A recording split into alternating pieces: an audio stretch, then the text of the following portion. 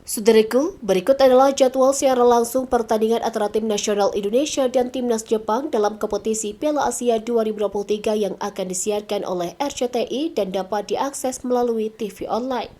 Pertandingan antara timnas Indonesia dan Jepang di Piala Asia 2023 akan digelar di Qatar pada hari Rabu tanggal 24 Januari 2024.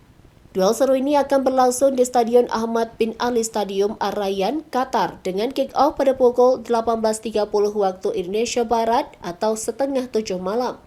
Pertandingan ini akan disiarkan langsung dan gratis di RCTI dan juga dapat diakses melalui live streaming di platform Vision Plus. Siaran langsung Piala Asia 2023 dan link live streaming pertandingan antara Jepang dan timnas Indonesia juga dapat diakses melalui RCTI Plus pada laman live streaming TV online RCTI Plus mulai pukul 18.30 waktu Indonesia Barat. Jordi Amat, pemain lini belakang timnas Indonesia, berjanji untuk tampil lebih baik dalam turnamen Piala Asia 2023 Qatar yang akan berlangsung pada Januari 2024 mendatang. Pernyataan ini muncul setelah penampilan kurang memuaskan dalam dua laga terakhirnya bersama skuad Garuda. Dalam dua pertandingan kualifikasi Piala Dunia 2026, timnas Indonesia tidak berhasil meraih kemenangan. Di pertandingan pertama melawan Irak di Basra International Stadium pada tanggal 16 November 2023, timnas Indonesia kalah telak 1-5.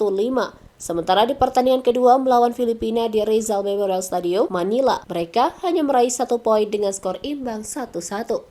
Dengan hanya mengumpulkan 1 poin dari dua pertandingan tersebut, timnas Indonesia menemui kekecewaan dan terpaksa berada di peringkat terbawah klasemen sementara grup F kualifikasi Piala Dunia 2026 putaran kedua.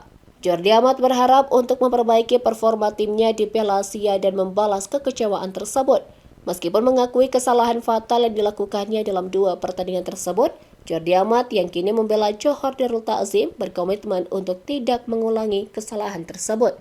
Melalui unggahan foto di akun Instagram pribadinya, ia menunjukkan tekad untuk tampil lebih baik dalam Piala Asia.